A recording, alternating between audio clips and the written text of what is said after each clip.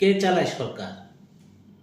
বর্তমান অন্তর্বর্তীকালীন সরকারের কর্মযোগ্য দেখে সিদ্ধান্ত নেওয়া বড়ই মুশকিল। বিগত কয়েকদিনে দেখা গেল প্রাক্তন রাষ্ট্রপতি গ্রেপ্তার হলেন। স্বরাষ্ট্র উপদেষ্টা বললেন উনি কিভাবে দেশ ত্যাগ করেছেন আমরা অবগত নই। তদন্ত কমিটি গঠন করা হয়েছে। তদন্ত কমিটি রিপোর্ট দিবে, কারা এর সাথে জড়িত তাদের বিরুদ্ধে ব্যবস্থা নেওয়া হবে। আজ পর্যন্ত কেউ জানালো না কি ব্যবস্থা নেওয়া হয়েছে, কারা জড়িত ছিলেন। নুসরাত পারিয়া গ্রেপ্তার হলেন, আদালতে উঠানো হলো, তাকে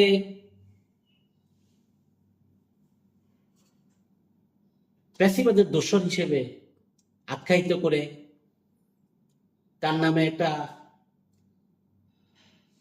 মামলায় জেল হাজতে পাঠানো হলো। 24 ঘন্টার ব্যবধানে তাকে আবার জামিন দিয়ে দেওয়া হলো। এই 24 ঘন্টার ভিতরে কি ঘটনা ঘটলো? সামাজিক যোগাযোগ মাধ্যমে বিভিন্ন রকম প্রতিক্রিয়া দেখা দিল, আলোচনা সমালোচনা ঝড়, বিভিন্ন রকম মন্তব্য বিভিন্ন প্ল্যাটফর্ম থেকে।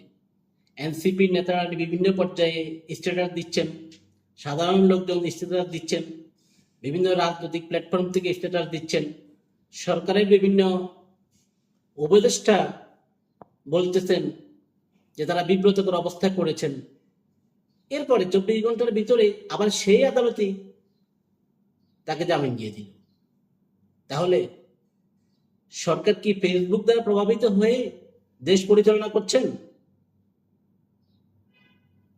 গত কয়েকদিনের কর্মকাণ্ড সেই ধরনের কিছুই প্রতীয়মান হচ্ছে। বাংলাদেশের গুরুত্বপূর্ণ যে সকল বিষয়ে আলোচনা সমালোচনা হচ্ছে সবকিছুই দেখা যাচ্ছে ফেসবুকের মাধ্যমে, বিভিন্ন সামাজিক যোগাযোগ মাধ্যমে যেগুলো প্রচার হচ্ছে, সরকার সেগুলো দ্বারা প্রভাবিত হয়ে সিদ্ধান্ত নিচ্ছেন, সিদ্ধান্ত পরিবর্তন করতেছেন, এবং সরকারের সাথে যারা জড়িত আছেন তারাও বিভিন্ন গুরুত্বপূর্ণ বিষয়ে সামাজিক যোগাযোগ মাধ্যমে নিজের বক্তব্য দিচ্ছেন। আবার সেখান থেকে ইতিবাচক নেতিবাচক প্রক্রিয়া দেখে আবার সিদ্ধান্ত পরিবর্তন করছেন। তাহলে কি জনমনের প্রশ্ন আসছে, আর সরকার কি ফেসবুকের সরকারে পরিণত হলো? অন্তর্বর্তীকালীন সরকারের কাছে এই জনগণের অনেক প্রত্যাশা। গণ অভ্যুত্থান পরবর্তী সময়ে মানুষের মূল প্রত্যাশা ছিল মানুষ যেন গণতান্ত্রিক পন্থায় এদেশে তাদের গণতান্ত্রিক অধিকারগুলো প্রতিষ্ঠা করতে পারবে। কিন্তু সেখানে দেখা গেল এখন ফেসবুকে কে কি বলল, কার কি প্রতিক্রিয়া, কার পাল্লা কোথায় বাড়ি, সেদিকেই সরকার সিদ্ধান্ত নিচ্ছে, সেদিকে সরকার সিদ্ধান্ত পরিবর্তন করতেছেন। তাহলে কি 18 কোটি জনগণের মতামত ফেসবুকের মাধ্যমে প্রতিফলিত হয়? এটাই কি মাপকাঠি? বর্তমান সংসদ নেই, তাহলে কি ফেসবুক কি সংসদে পরিণত হয়ে গেল? সংসদ নেই বলে ফেসবুককে সংসদের মতো একটা প্যারালাল সংসদ তৈরি করে আপনারা সিদ্ধান্ত নিচ্ছেন, জনগণের মতামত উপেক্ষা করে সিদ্ধান্ত নিচ্ছেন।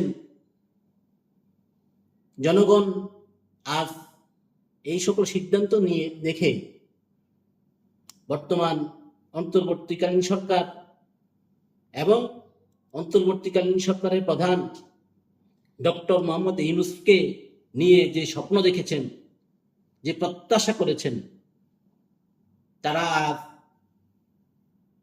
বড়ই হতাশ। জনগণের এই আশা আকাঙ্ক্ষা আপনারা বোঝার জন্য জনমানুষের সাথে সংযোগ তৈরি করুন। জনগণের প্রত্যাশা গণতান্ত্রিক ধারায় ফিরে আসুন।